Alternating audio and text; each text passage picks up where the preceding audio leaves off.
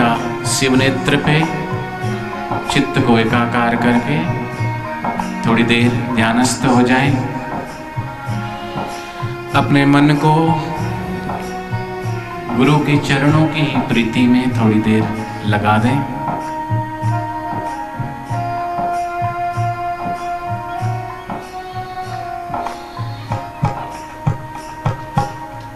छोड़ जगत के सारे नेह हैं,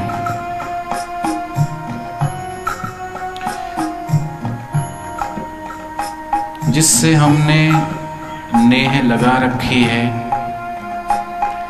वो एक दिन छूट जाएंगे।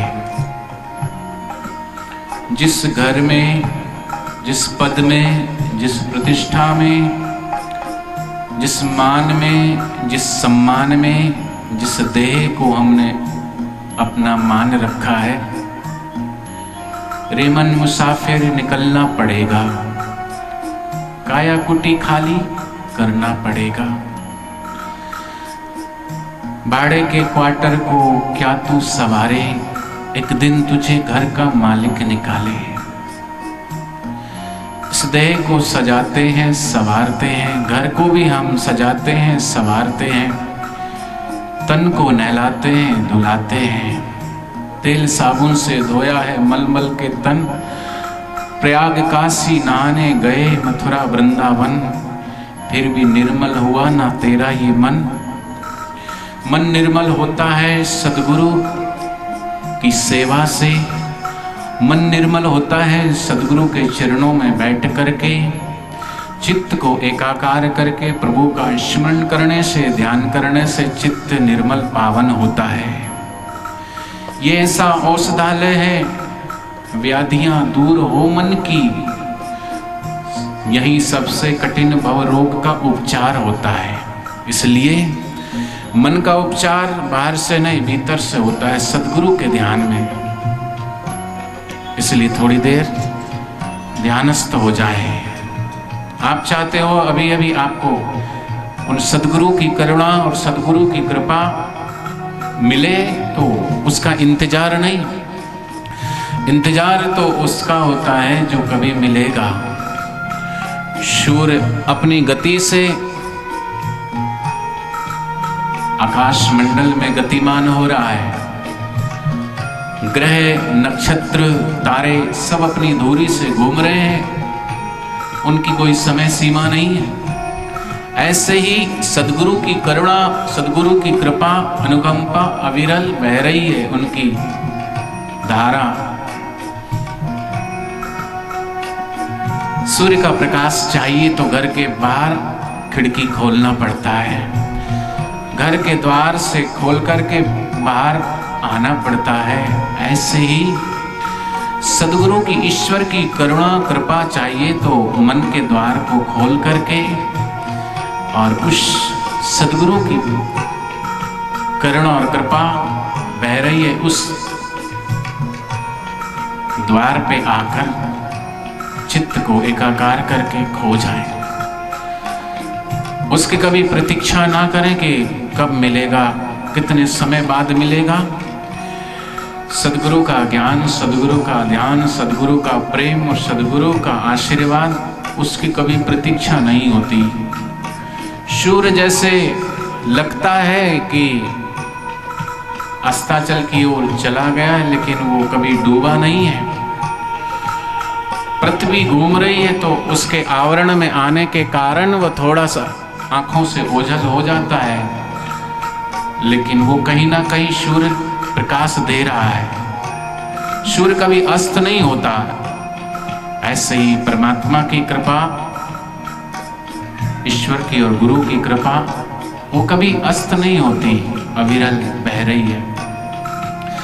धन यौवन में मद ने भरमाया, हम झूठी मान में, सम्मान में, अपमान में ही भागते रहते हैं।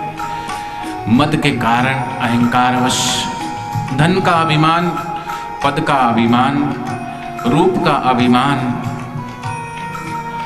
इसी में उलझकर हम जीवन गवाए जा रहे हैं। 5 विकारों ने बोराया, ये 5 इंद्रियों के वशीभूत होकर जीव मदहोश में जी रहा है।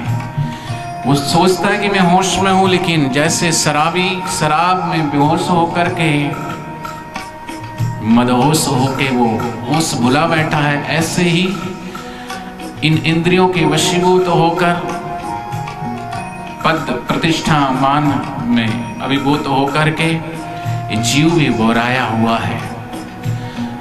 लेकिन इसे होश आता है सदगुरु की सेवा सिमरन जब करता है, जाता है सदगुरु के द्वार पे, तब सदगुरु के वचनामृत को सुनकर के इसका अज्ञान का आवरण दूर होता है। सब गुणीजन जिनके गुण गावे, ब्रह्मा विष्णु शंकर ध्यावे। इसलिए हमने कहा है गुरु ब्रह्मा गुरु विष्णु। भगवान विष्णु अवतार लेके आते तो भी गुरु ध्यान सेवा सुमरन करते हैं। उन्होंने ये बताया कि जीव को अगर कल्याण करना है, जीव को अगर मोक्ष की प्राप्ति चाहिए, तो सदगुरु की कृपा अनिवार्य है। जिसको भी वो परमात्मा तत्व ईश्वर तत्व आज तक मिला है, तो गुरु बिन भवनिधि तरहि न कोई, चाहे विरंच शंकर सम होई। इसलिए अपने चित्त को सदगुरु की सेवा और सुमरन में चित्त को एकाकार करके, जब तलक है जिंदगी, कभी फुर्सत ना होगी काम से।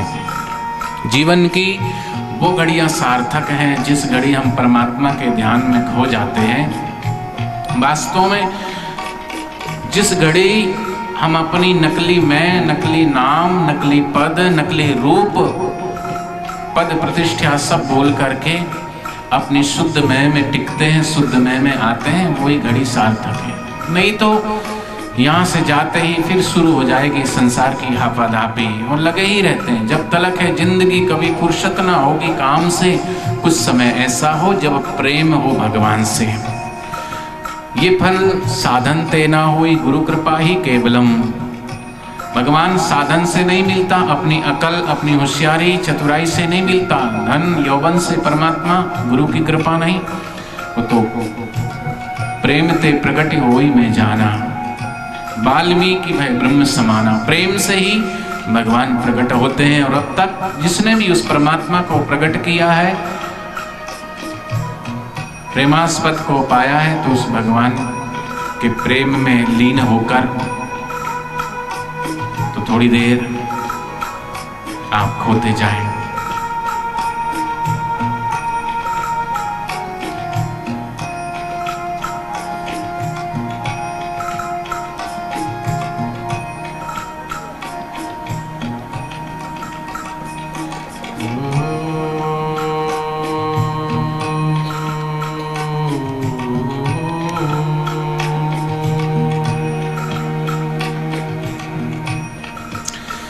हरि ओम।